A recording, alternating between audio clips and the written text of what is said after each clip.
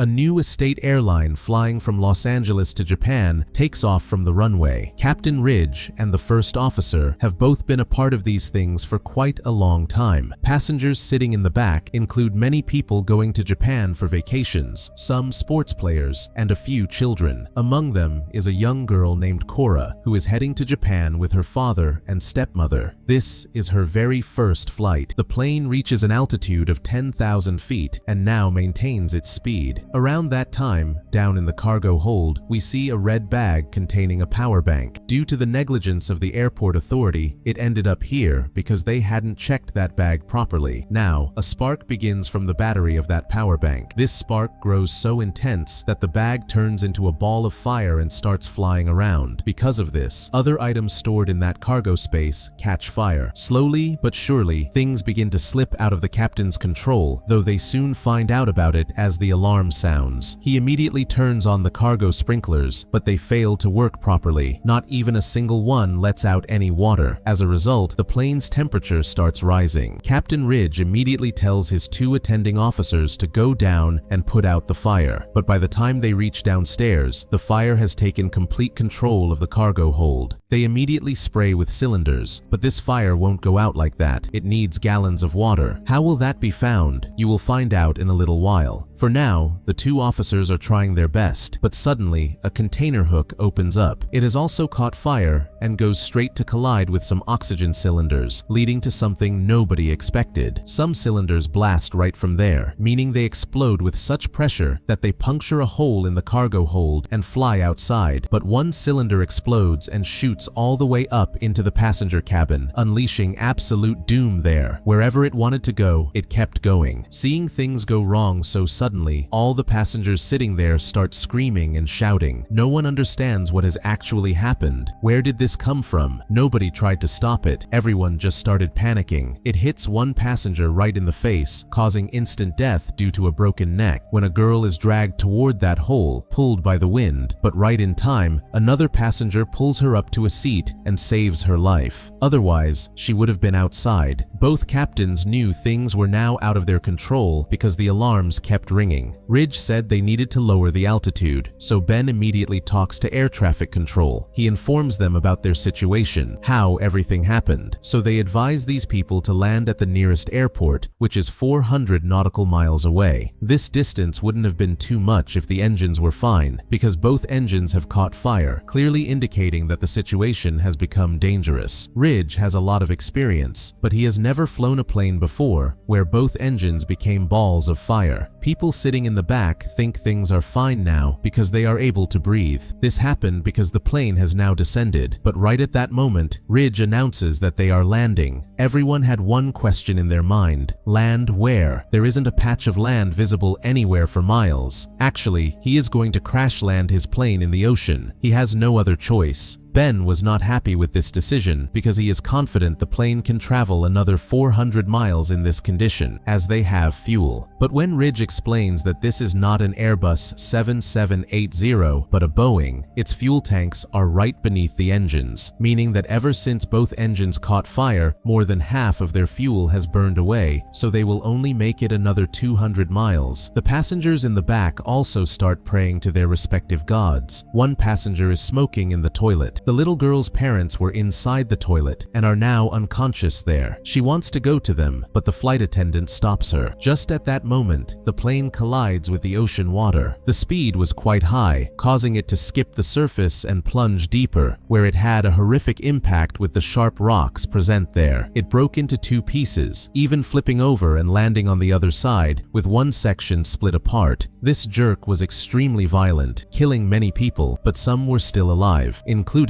both captains. They were present in the cockpit, but due to water pressure, the window could break at any moment. So Ben tells Ridge to walk, but he refuses, having accepted that nothing can be done anymore. On the other side, people who have died or somehow managed to get out of the plane cry out for their people in the middle of the dark night, in the hope that they will find them, but nobody finds anyone. There are only cries, shouts for help, and heaps of corpses all around. Everything is destroyed. Down in the cockpit, cockpit, Ben sees that his captain's leg is stuck in the seat, so he starts trying to free him with an axe lying nearby. A flight attendant is also present to help him. Both of them put in all their strength, but their attempt fails because the seat is jammed. Ridge tells them what perhaps everyone would say, to get out of here and try to keep the survivors alive. Ben tells him to be quiet, but after trying for a while, he too faces reality. Ridge tells him to lock the cockpit door on his way out. He does so. On his way out, he tries hard to console himself because he never wanted to leave his captain to die like that. Coming outside, that flight attendant finds the little girl, who starts crying when she sees her. But when Ben looks at the scene, he loses his mind. In the daylight, we realize what kind of devastation had occurred in the dark night. After some time, we see that the cockpit window and ceiling crack further. Ridge remembers his family in his own words, and then that window breaks, along with which that entire cockpit gets lost somewhere in the depths of the ocean. Ben watches this whole feat, but cannot do anything. Meanwhile, in the middle section of the plane, Sam repeatedly calls out to his girlfriend Lily, but she is nowhere to be seen. That moment, we see Lily, who is far away in a broken flyer that had broken off from the plane during the crash. She stands on it to keep herself safe from the ocean, but blood is continuously flowing from her leg. The rear section of the plane is submerged on the ocean floor. In it, we also see Cora's parents, who have now regained consciousness. When they see themselves in this condition, they immediately open the bathroom door, but this was a mistake. All the water rushes inside, and they wash away. More people died in that section, but Finn was present along with flight attendant Joe. When these people saw the condition of that section, they understood that water was rising fast and they needed to go higher. Actually, these people were alive because of an air shaft. If they had opened the door, the entire plane would have sunk completely and all of them would die. Meanwhile, Joe finds Becky. She was an elderly woman who still had some life left in her. They support her and bring her up with them, where all the survivors of that section are present. Up above, Ben explains that every plane has a navigator device that automatically sends location in such situations, but it is in the middle section of the plane, so I have to go there and check if it is activated or not. He says he will go himself, but Penny refuses, saying she used to be a professional swimmer, so this job is easy for her. Although these people also have a raft, they don't want to use it yet. Penny jumps into the water and gives her shoes to Cora. Slowly, she approaches that section. Meanwhile, we see the people in the middle section, some of whom have just regained consciousness. Sam tells them, "We are all in a very bad condition right now. We have to work together, otherwise things will get worse." Over there, Penny is still swimming when suddenly Cora sees something that gives her goosebumps. There are sharks there. They have smelled the blood of the corpses and are now heading straight toward Penny. Cora starts screaming, "Penny, Penny, there's a shark there! There's a shark there!" But she has gone too far, and sound doesn't travel very far in the ocean, so she can't hear them. Back with Sam, the people get a jolt, and we find out that this section is resting on a rock underneath, meaning if that rock breaks, these people will sink into the water together. At that moment, a part of that rock breaks, creating a jolt, and a girl falls into the water. Everyone panics.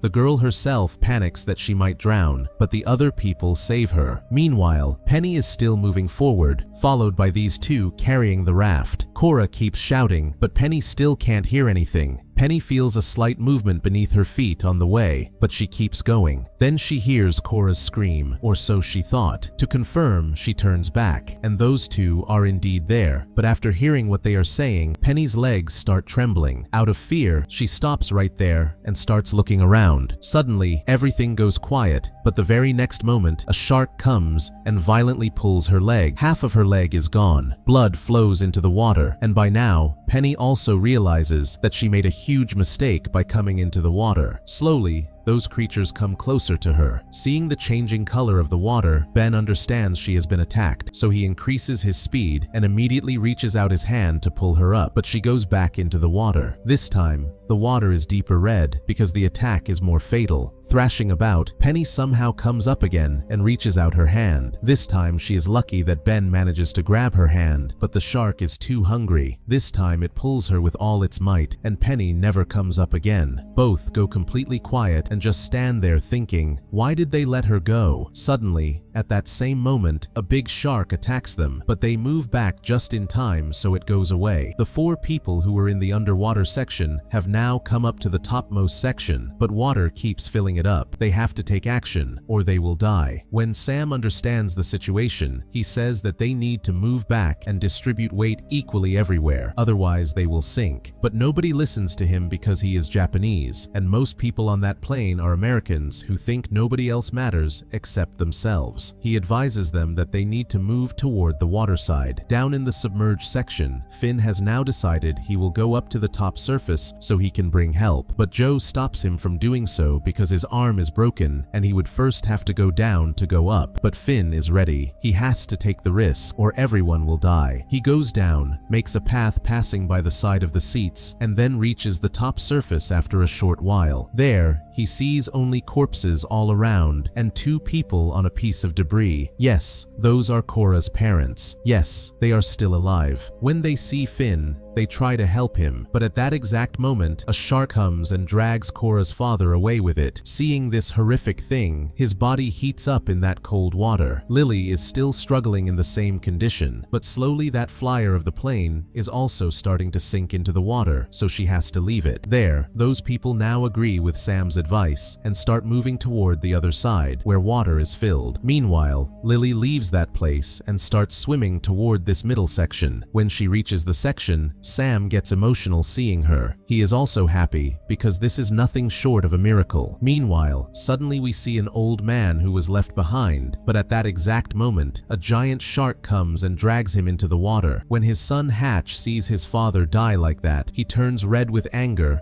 and jumps on Sam. But just then, Ben arrives. He pulls them apart and tells Hatch, as well as everyone present there, when I took off this flight, there were 234 people in it, but right now, only 20 or 21 people are alive in front of me. You guys are lucky to have survived. Otherwise, nobody survives such accidents. So don't waste your good fortune and figure out ways to stay alive instead of fighting each other like this. Hearing the captain's words, all of them get back to their respective tasks. First of all, these people need to launch the lifeboats into the water so they can shift onto them, because this plane is going to crash down at any moment. The captain tells Cora to stay right there and goes to find that navigator himself. It is present right there in that section, so he finds it quickly. Meanwhile, these people also pull the lifeboats out of their places and then start dropping them into the water one by one. The captain gives a man named Danny the responsibility of holding the navigator. Meanwhile, he sees Cora walking toward the edge, looking for her dad, where a shark is approaching her. He immediately goes to her and pulls her away. Otherwise, it would have eaten her. The captain scolds her. Why did you do this? Didn't I forbid you? She only replies that she wants to meet her dad. She cannot live without them. Suddenly, that section starts collapsing. Everyone jumps into the water amidst the chaos so they can board the boats. In this hustle and bustle, the navigator slips from Danny's hands, the one the captain had given him to hold. On the other side, Sam and these people have reached a little distance away. When he comes up to the ocean surface, he starts swimming with the help of a suitcase. Over on the boat, an argument heats up between the captain and Danny. Danny says that if that thing was so important, he should have caught it himself. Hearing this reply, Ben flares up, walks over, and says, "This is my plane, and I am its pilot." Danny laughs and says, "Pilot, we saw your skills." Ben deals him a powerful punch. At that moment, Cora sees Sam with the suitcase. These people tell them to go over to him, but Danny refuses to go there. Then Ben punches him again and says, "We are going. Keep your rotten mouth shut." The sinking Sam sees a swimming man, and when he gets a closer look, it is Hatch, who is drowning. He saves his life and keeps him afloat above the water with the help of the suitcase too. Hatch has regained consciousness, but Ben and the rest of the people see that sharks are now circling all around them. Increasing their speed, they approach closer. Sam sends Hatch up first and then goes up himself. Seeing his courage, Hatch apologizes for his mistake, and the two become good friends. But down below, conditions have worsened even more. When Jo sees that Finn has been gone for a long time, she tells everyone to go up, but Becky refuses. She will stay right here. She says she should take the child and leave. Jo promises that she will definitely return with help. Saying this, she takes Smith and jumps into the water, coming up through the same path Finn used. But the real test begins now. There is no one here to help them, so they keep moving moving forward swimming. They sit here waiting for someone to come to their rescue. However, a good thing happened for them. As soon as they got the navigator, Ben turned it on, meaning the message must have gotten through. Suddenly, Lily sees a small aircraft in the sky. She tells the others too, and everyone starts shouting, but it flies away. This task seemed impossible indeed. Meanwhile, Jo reaches near the raft boat with Smith. In the water, she repeatedly collides with Goods, but somehow she manages to push Smith up. However, when her turn comes to go up, death arrives for her down below. A shark thrusts its jaws into her legs and tries to pull her away. Jo screams and moves a little distance away, but just then, another shark arrives, and a fight starts between those two sharks, giving Jo some time. She climbs onto the raft in that condition and instantly passes out. A large wound has formed on her leg. Poor Smith is left all alone. He cries out for help, but who is there to listen to him here? Suddenly the boat starts shaking from underneath. He gets scared and looks down into the water, but suddenly darkness descends, meaning the exact thing happened that they feared. Down below, Becky's section is now more than half submerged in water, with only her neck visible outside. She realizes her death has come, so in those moments, looking at her granddaughter's picture, she says, "Now, I will never be able to hear you. That meeting was the last for both of us. Night has fallen, bringing more danger, but the night brings a glimmer of hope for these people. A chopper is flying in search of them, right at the spot where that navigator was dropped. The pilot has also contacted a sailor ship present near it, so that if they spot anything, they can inform them. Everyone on the boat is tired and injured. There is nothing to eat." Sam keeps looking at Lily repeatedly, so Hatch understands and tells him, "Why don't you just go and tell her? Tell her what is in your heart." He replies that he cannot do that because in their team, nobody is allowed to date each other. That's the rule. Hatch smiles. "Oh, everything is fair in love, my brother." Only a while later, the roar of the helicopter reaches their ears, and all the fatigue and despair vanish in a single jolt. They have come to rescue them. As soon as they see them, one of their men is dropped down into the water, but Ben and the rest of the people repeatedly warn them not to send anyone down into the water. However, the team thinks they are signaling for help. As that rescuer is lowered down, a shark grabs him in its jaws. This creates an atmosphere of terror. The pilot immediately tells them to loosen the rope, but those people start pulling him up. When the man comes up, both of his legs are missing, and he is in a half-dead condition.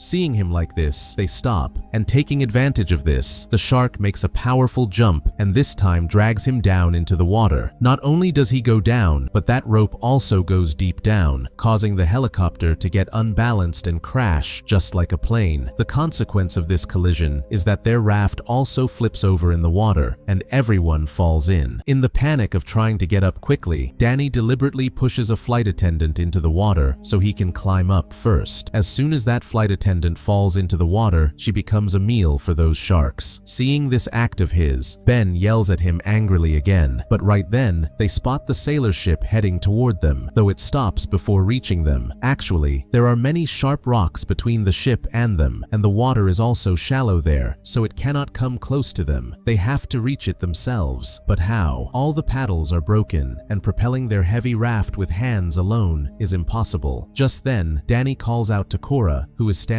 far away on the wreckage of that crashed helicopter. Ben is stunned to see this. He immediately jumps into the water and starts going toward her, but behind him are sharks, not just one or two, but many, who are about to tear Ben apart and share him. When the sailors see this, they make a big decision. They dump all their caught fish into the water. Meanwhile, Ben reaches Cora. He tells her to come along, but she says she will stay right here near her dad. Then Ben lies to her that her dad has reached home and is waiting for her now, which makes Cora agree. Releasing the fish into the water distracted some sharks, but some were still chasing them. Danny, lying comfortably and smoking, thinking that they are going to survive now, is suddenly grabbed by the neck by a shark and dragged underwater. He could have been saved if they had tried, but nobody did anything. When a shark approaches Ben there, he fires a flare into its mouth, making it back away. In the morning light, we see that everyone has been rescued, but a twist is still left. As they are heading back along that same route, they spot a black raft. When they go close, it is Jo in that condition. They immediately go to lift her up and see that nearby, wrapped in foil papers, is Smith too. He is alive. Seeing her brother alive, Cora is extremely happy. She had lost everyone today, but now at least she has her brother. Later, Captain Ben calls his family. They had already received the news that the plane had crashed, but hearing his voice, they go crazy with joy. Ben just says one thing: he is coming back home, and the story ends with this scene.